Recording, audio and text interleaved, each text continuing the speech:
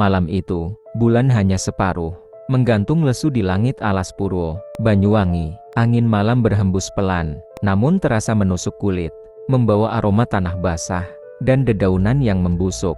Di tengah kegelapan itu, Arif, seorang pria berusia 27 tahun, mengendarai motornya perlahan. Tubuhnya tinggi, kulitnya sawo matang, rambut sedikit berantakan, dan matanya tampak lelah setelah seharian bekerja. Lampu motornya menembus kabut tipis, menyinari jalan tanah yang penuh akar pohon besar.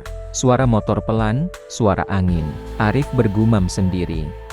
Jalan ini memang bikin merinding, tapi cuma hutan biasa. Namun di kepalanya terngiang lagi perkataan Pak Slamet, penjaga warung di pinggir jalan desa. "Lei, kalau pulang malam, jangan lewat alas Purwo. Di sini bukan cuma binatang yang berkeliaran." Arif menggeleng pelan. Cuma mitos," ucapnya dengan nada ragu, seolah berusaha meyakinkan dirinya sendiri. Dari kejauhan, suara-suara serangga terdengar nyaring. Namun anehnya, setiap kali Arif melaju semakin dalam ke hutan, suara itu perlahan menghilang. Sunyi, begitu sunyi, seolah seluruh hutan sedang mengamati. Arif menelan ludah. Tangannya sedikit bergetar memegang setang motor. Ia tahu, jalur ini bukan pilihan bijak. Namun baginya, pulang cepat lebih penting daripada memutar jalan jauh. Suara mesin motor pelan dilatar. Pohon-pohon di sisi jalan menjulang tinggi. Batangnya hitam, kulit kayunya retak-retak seperti guratan wajah tua yang menyimpan banyak rahasia. Di beberapa titik, Arif melihat kain putih lusuh tergantung di dahan, berkibar pelan tertiup angin. Mungkin bekas orang pasang sesajen, gumamnya, mencoba menepis rasa tak nyaman. Tapi hatinya mulai terasa berat. Dari balik kegelapan, terdengar suara kerkak, seperti ranting yang patah. Arif menghentikan laju motor. Matanya menyapu ke kanan dan kiri. Namun, tidak ada apa-apa. "Siapa di sana?" Suara Arif terdengar tegas. Tapi nadanya tak bisa menyembunyikan ketakutan yang mulai merayap. Angin tiba-tiba berhenti berhembus. Daun-daun berhenti bergerak. Dan suara jangkrik, lenyap. Sunyi, hening, tidak wajar. Arif mulai merasa, ia tidak sendirian. Perlahan, Arif memutar kunci motor. Ia mencoba menyalakannya lagi. Klek, klek, klek. Namun mesin hanya menggeram lemah. Lalu mati. "Sial," umpatnya pelan. Arif turun dari motor. Kakinya menjejak tanah basah yang terasa dingin. Seperti berdiri di atas kuburan yang lama tak tersentuh matahari. Di antara pepohonan, ada suara lain. Bukan ranting, bukan daun, tapi suara, napas, berat, panjang. Arif membeku. Matanya memandang lurus ke arah gelap di antara batang-batang pohon besar. "Siapa itu?" tanyanya lantang. Namun hanya dijawab oleh gema suaranya sendiri. Ia mencoba meyakinkan diri. Mungkin babi hutan, tapi bulu kuduknya berdiri. Naluri yang ia tak bisa abaikan berkata sebaliknya. Dan saat itu, ia melihatnya, siluet hitam, tinggi, besar, berdiri di balik kabut tipis, tidak bergerak, hanya menatap. Arif terpaku di tempatnya, matanya tak bisa lepas dari sosok itu. Siluet besar itu mulai bergerak, langkahnya lambat. Namun setiap pijakan, menghentakkan tanah dengan getaran yang terasa di kaki Arif. "Astagfirullah," bisik Arif pelan. Tangannya gemetar, keringat dingin membasahi tengkuknya. Sorot lampu motor, sedikit demi sedikit, mengungkap tubuh makhluk itu. Bulu hitam lebat menutupi hampir seluruh tubuhnya. Bahunya lebar, tangan panjang dengan jari-jari runcing, dan kuku yang tampak setajam pisau. Matanya merah menyala, seperti bara api di kegelapan. Mulutnya menggeram, memperlihatkan deretan gigi besar, sebagian patah, namun tetap mengerikan. Arif mundur satu langkah, lalu dua langkah. "Jangan mendekat." Suara Arif bergetar, tapi makhluk itu terus maju. Angin dingin kembali berhembus, namun kini terdengar samar-samar, seperti suara tawa rendah, menyeruak dari tenggorokan makhluk itu. Genderuwo itu tiba-tiba berhenti. Ia menundukkan kepala, menatap Arif dari ujung kaki, hingga mata mereka bertemu. Arif bisa merasakan, tatapan itu menembus jauh ke dalam dirinya, menyelami ketakutan yang bersembunyi di hatinya. Tanpa peringatan, makhluk itu bergerak cepat. DRAAKKK, salah satu pohon besar di samping jalan, tumbang seketika, batangnya patah seperti ranting kecil. Arif tersentak mundur. Ya Allah, nafasnya memburu, kakinya terasa lemas. Tapi instingnya berteriak, lari. Genderuwo itu menggeram lebih keras. Suara napasnya kini seperti hembusan angin topan, dan setiap langkahnya mendekat, semakin dekat. Arif menoleh ke motor, menyalakannya dengan panik. Ayo, nyala, nyala, mesin berderit. Lalu, mati lagi. Dalam remang cahaya, Arif melihat tangan besar berbulu itu mulai terulur ke arahnya. Arif berdiri kaku, tangan besar itu semakin dekat. Bayangan makhluk itu menelan seluruh tubuhnya, seolah malam menjadi lebih gelap dari sebelumnya. Jangan mendekat, teriak Arif dengan suara pecah. Namun hanya disambut tawa rendah yang menggetarkan dada. Genderuwo itu melangkah. 1 langkah, 2 langkah. Tanah bergetar di setiap injakannya. Arif mundur, tapi punggungnya membentur pohon besar. Tak ada lagi jalan ke belakang. Dalam detik-detik yang terasa panjang, Arif menunduk, menggenggam batu besar di tanah. Kalau kau mau nyawaku, ambil lewat perlawanan, bisiknya pelan. Namun matanya mulai menatap dengan tekad. Genderuwo itu berhenti sejenak, menundukkan kepala, matanya menyala lebih terang, seakan menilai keberanian Arif. Lalu, suara napas berat itu berubah menjadi raungan menggelegar. GRRAAAG hahaha. Arif tak lagi berpikir. Ia melempar batu itu sekuat tenaga, tepat ke wajah makhluk itu. Batu itu melayang, mengenai wajah genderuwo dengan suara keras. Dewa AKK, makhluk itu terdorong setengah langkah. Kepalanya sedikit menunduk. Arif mengira itu berhasil. Namun, perlahan, genderuwo itu mengangkat kepalanya kembali. Senyum mengerikan muncul di wajahnya. Mata merahnya kini berkilat lebih ganas. Tanpa peringatan, makhluk itu menghentakkan kakinya. Tanah bergetar hebat. Dan dalam sekejap, ia melesat maju dengan kecepatan yang mustahil untuk tubuh sebesar itu. Arif tersentak. Astagfirullah. Ia berlari, menembus gelapnya hutan, meninggalkan motornya yang tergeletak di jalan. Suara langkah berat itu menghantam tanah di belakangnya. Semakin dekat, semakin cepat. Dari belakang, terdengar suara nafas menggeram, panas, menyusul punggungnya yang dingin oleh keringat.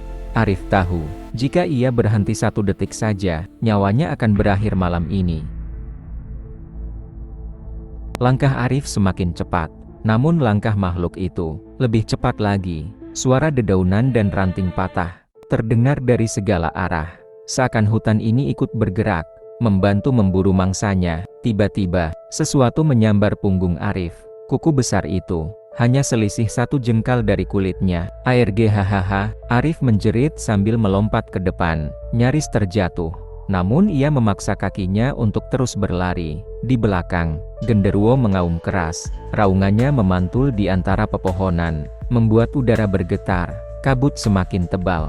Cahaya bulan tertutup sepenuhnya oleh awan hitam. Kini, hanya kegelapan pekat yang mengurungnya. Ya Allah, selamatkan aku, bisik Arif di antara napasnya yang tersengal-sengal. Namun setiap kali ia menoleh ke belakang, mata merah itu masih ada di sana, dekat, sangat dekat.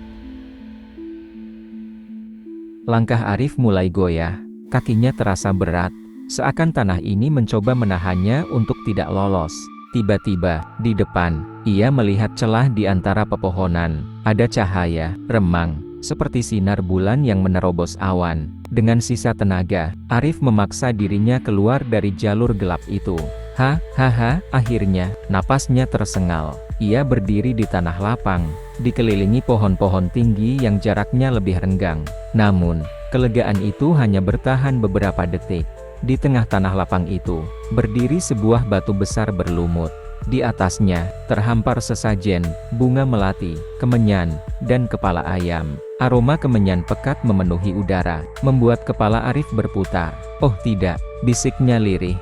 Dari balik kabut di sisi lain lapangan, mata merah itu muncul lagi. Kini, bukan hanya sepasang, tapi banyak. Arif mundur perlahan, matanya menatap sekeliling. Mata merah itu kini ada di setiap sudut lapangan. Satu langkah ke kiri, ada sosok besar berbulu hitam. Satu langkah ke kanan, bayangan tinggi menjulang bergerak di antara kabut. Ya Allah, aku dikepung, bisik Arif lirih. Suaranya nyaris tak terdengar di tengah detak jantungnya yang memburu. Aroma kemenyan semakin pekat, seakan mengunci tubuhnya di tempat. Kakinya terasa berat, lidahnya keluh, dan napasnya mulai sesak. Dari arah batu besar itu, terdengar suara, bukan suara makhluk, tapi suara manusia, berbisik, menggumamkan kata-kata yang tak ia mengerti. "Siapa di sana?" teriak Arif. Namun gumaman itu justru semakin cepat, semakin keras. Tiba-tiba, salah satu mata merah itu melesat keluar dari kabut. Makhluk berbulu hitam besar, menerjang ke arah Arif. Makhluk itu melesat cepat, secepat kilat.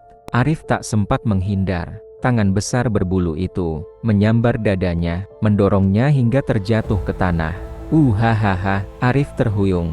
Tubuhnya menghantam tanah basah.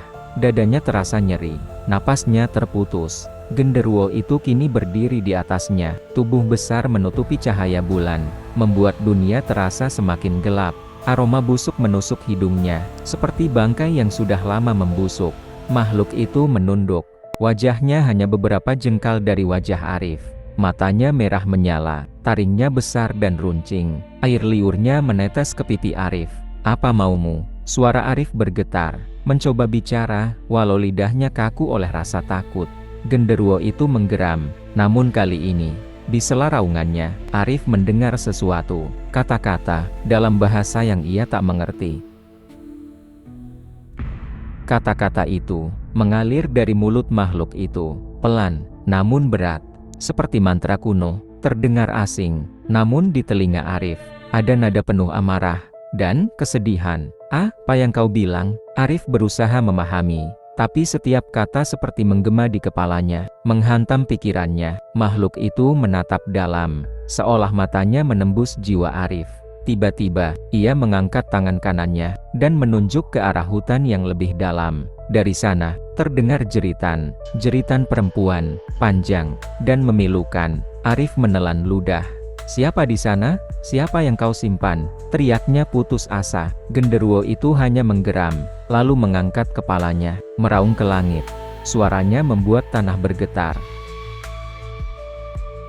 Arif terdiam beberapa saat.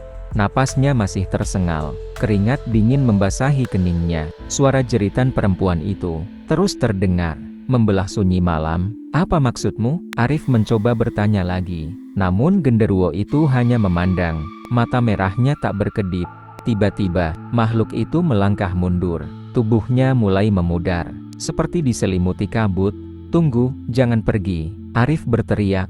Tapi genderuwo itu sudah menghilang, menyisakan aroma busuk di udara. Hening, namun jeritan itu masih terdengar. Kini lebih jelas, lebih dekat.